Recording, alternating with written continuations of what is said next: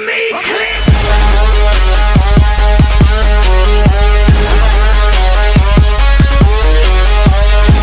Guys, financial freedom का मतलब हर किसी के लिए अलग अलग होता है और इस बात में भी कोई शक नहीं है कि हर कोई अपनी लाइफ में फाइनेंशियली फ्री होना चाहता है। बट PEW रिसर्च सेंटर की रिपोर्ट के अकॉर्डिंग वर्ल्ड वाइड सिर्फ 24% लोग ही ऐसे हैं जो ये अचीव कर पाते हैं और अपनी लाइफ वैसे जी पाते हैं जैसा वो चाहते हैं, जबकि रेस्ट 76% फाइनेंशियल फ्रीडम अचीव करने के लिए स्ट्रगल करते रह जाते हैं, क्योंकि उन लोगों के पास ये अचीव करने का कोई प्रॉपर प्लान नहीं होता। इवन उनको तो ये तक पता नहीं होता कि वो अपनी फाइनेंशियल इंडिपेंडेंस की जर्नी में अभी कहां पर स्टैंड करते हैं।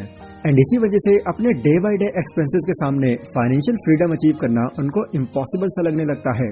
सो अगर आपके खर्चे भी आपकी इनकम से ज्यादा जा रहे हैं तो डेफिनेटली कहीं ना कहीं आपको भी ये जरूर लगता होगा कि यार ऐसे में फाइनेंशियल फ्रीडम अचीव करना तो दूर, मैं सेविंग्स भी नहीं कर पाऊंगा। बट ऑथर टॉनी रॉबिन्स के अकॉर्डिंग कोई भी इंसान चाहे, फिर चाहे वो किसी भी फाइनेंशियल स्टेज में क्यों ना हो, अगर वो अपने इन बड़े बड़े गोल्स को छोटे पार्ट्स में डिवाइड कर दे तो पॉसिबली वो अपने इस ड्रीम तक पहुंच सकता है। उनके अकॉर्डिंग हर किसी को फाइनेंशियली फ्री होने के लिए 7 स्टेजेस से गुजरना पड़ता है एंड तब जाकर वो अपनी लाइफ अपने अकॉर्डिंग जी पाते हैं।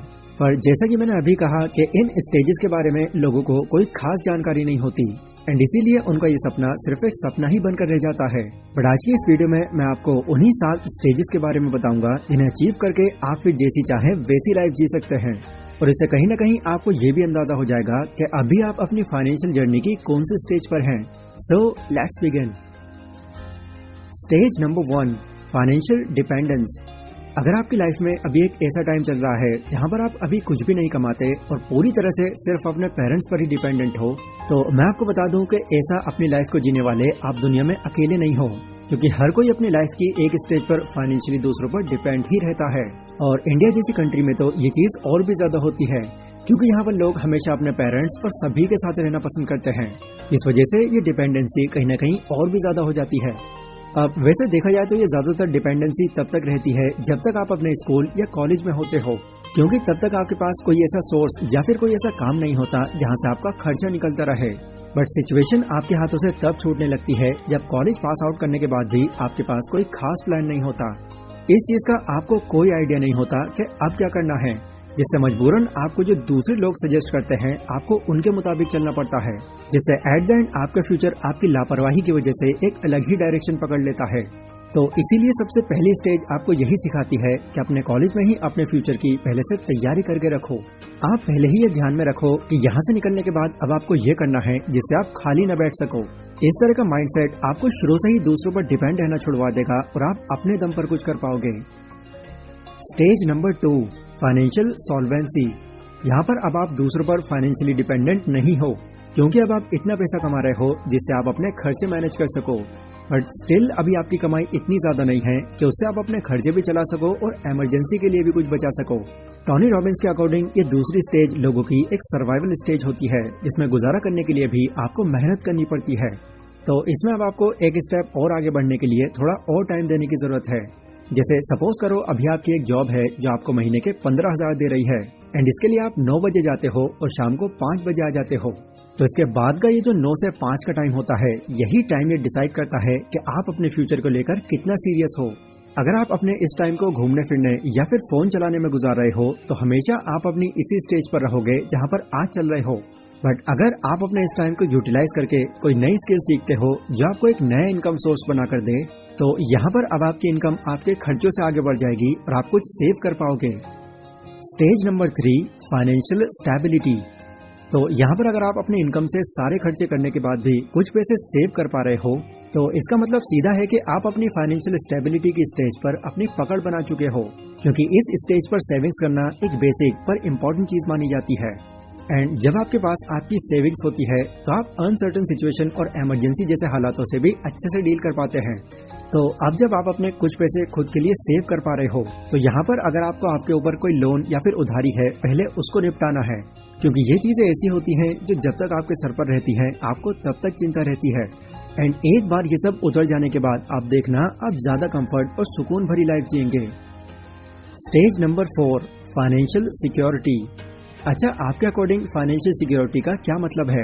अगर आपका जवाब ये है कि हर महीने एक पर्टिकुलर अमाउंट रिसीव करना, तो स्टिल आप उन लोगों के जैसे ही हो जो हर महीने अपनी सैलरी का ही वेट करते हैं, क्योंकि फाइनेंशियल सिक्योरिटी का मतलब एक पर्टिकुलर सोर्स ऑफ इनकम से पैसे मिलना नहीं, बल्कि मल्टीपल एसेट्स का होना है। ऐसे एसेट्स जिससे आपके एक्सपेंसेस, इमरजेंसी और रिटायरमेंट की जरूरतें इजीली मैनेज हो जाएं। वो लोग जो फाइनेंशियली सिक्योर होते हैं उनके सर पर किसी भी तरह का कोई कर्जा नहीं होता। एंड जब लोग इस स्टेज पर आते हैं तो उनके पास एटलीस्ट इतना पैसा होता है कि वो अपने पैसों को फ्यूचर नीड्स पर इन्वेस्ट करने के साथ साथ अपने डेली खर्चों को भी आराम से संभाल पाएं। इसलिए फाइनली जब आप इस स्टेज पर आ जाएं तो अब आपको अपने पैसों को इन्वेस्ट करके अपना फाइनेंशियल गोल क्रिएट कर देना शुरू कर देना चाहिए, क्योंकि ये स्टेज ऐसी है जहाँ कहीं न कहीं आपको अपने हाथों में पैसे देखकर थोड़ा लालच आना शुरू हो जाता है, जिससे आप ये सोचकर फिर अपने लिए महंगी महंगी चीजें खरीदना शुरू कर देते हो कि लोग आपको नोटिस करें, वो देखें कि इस इंसान के पास कितना पैसा है या ये कितना ज्यादा अमीर है। बट अगर आप इस लालच में फंस गए तो आपको वापस से पहली स्टेज पर आने में ज्यादा टाइम नहीं लगेगा। इसलिए जो भी आपके पास एक्स्ट्रा अमाउंट है उसे अच्छी रिसर्च के साथ उसको किसी एसेट में इन्वेस्ट करना शुरू कर दो, क्योंकि अभी से अगर आप अपने पैसों को काम पर लगाना शुरू कर दोगे तो फिर यही पैसा आगे चलकर फिर आपके लिए काम करेगा। Stage number 5, financial reliability. जब आपके पास इन्वेस्टमेंट से पैसा आना शुरू हो जाता है तो यहाँ पर आकर कई लोगों का ये बहुत मन करता है कि यार बस अब मुझे मेहनत करने की कोई जरूरत नहीं है, जितना पैसा मुझे मेरी लाइफ को चलाने के लिए जरूरी है उतना तो पैसा मुझे यहाँ पर मेरी इन्वेस्टमेंट से ही मिल रहा है। बट यहाँ पर आकर इस तरह की सोच रखकर बैठ जाना आपकी एक बड़ी मिस्टेक हो सकती है, क्योंकि इससे आप अपने आप को एक कंफर्ट जोन में डाल लोगे जहाँ ना तो आप कुछ नया सोच पाओगे और ना ही ट्राई कर पाओगे। इसलिए यहाँ पर आकर आपको खुद को और ग्रो कैसे किया जाए इसमें दिमाग लगाना चाहिए, ना कि सिर्फ घर बैठकर खाने में। Stage number 6, financial freedom. कई अलग अलग तरह की इन्वेस्टमेंट करने के बाद जब आप अपनी इनकम का अलग अलग सोर्स बना लेते हो तो आप फाइनली फाइनेंशियल फ्रीडम अचीव कर लेते हो। अब आपके पास इतना पैसा आ रहा है कि अगर आप अपने किसी पुराने काम को छोड़कर कुछ नया भी ट्राई करते हो तो भी आपको इसे इम्प्लीमेंट करने में कोई दिक्कत नहीं आने वाली। कुछ केसेस में हो सकता है कि जितना आप यहाँ से एक्सपेक्ट कर रहे थे आपको उतना ना मिल पाया हो, बट इट डजंट मीन कि आप अपनी इस जर्नी में प्रोग्रेस कम कर रहे हैं, क्योंकि अब आप उन 95% लोगों की लाइफस्टाइल से बाहर आ चुके हैं जो दिन रात मेहनत करके भी ज्यादा खुश नहीं रह पाते। तो यहाँ पर आने के बाद अब आपकी लाइफ का मेन गोल क्या है, अब आपको उस पर फोकस करना है। आपको खुद को एज अ ब्रांड बनाकर ये सोचकर चलना है कि आप लोगों की वो कौन सी नीड पूरी कर सकते हैं जहाँ से आपको भी प्रॉफिट मिले। एंड जब आप इस चीज को आइडेंटिफाई कर लो तो उस नीड को एक प्रोडक्ट या सर्विस के रूप में लॉन्च करके लोगों से फीडबैक्स लेते रहो। एंड जो सुधार आपको मैक्सिमम लोग उसमें बताते चले जाएं आप कंसीडर करते रहो, जिसके बाद जो ओवरऑल आपका प्रोडक्ट निकलेगा वो मार्केट में काफी लंबे टाइम तक टिक पाएगा। Stage number 7, financial abundance. जिस तरह की फाइनेंशियल फ्रीडम आप चाहते हैं या दुनिया के बाकी लोग चाहते हैं वो आपको स्टेज 6 पर नहीं बल्कि इस स्टेज पर मिलेगी, क्योंकि इस स्टेज में अब आपके पास इतना पैसा होगा कि आपके पुरखे भी गुजारा कर लें। लेकिन जहां यहाँ आपको अनलिमिटेड फ्रीडम्स मिलती हैं वहीं कुछ टेंशन्स भी मिल जाती हैं, क्योंकि यहाँ आने के बाद आपकी इनकम के साथ साथ कुछ टैक्स वगैरह के खर्चे भी बहुत बढ़ जाते हैं। तो इसे काफी हद तक हैंडल करने के लिए आपको जो अपना एक पर्टिकुलर अमाउंट होगा वो स्टॉक मार्केट की तरफ ले जाना है, जहां अगेन एक प्रॉपर रिसर्च और हर कंपनी की जांच पड़ताल बहुत ज्यादा इंपॉर्टेंट है। ये सब कर लेने के बाद जब आप कुछ ऐसी कंपनीज फाइनलाइज कर लो जो आपको लगता है कि फ्यूचर में ये आपको काफी अच्छे रिटर्न्स दे सकती हैं, तो वहां पर अपना पैसा लगाकर आप अपनी इस इनकम को लाइफ टाइम ग्रो कर सकते हैं। सो ये कुछ 7 ऐसी फाइनेंशियल स्टेजेस थी जिनकी मैंने रिसर्च करके शॉर्ट में आपको समझाई है।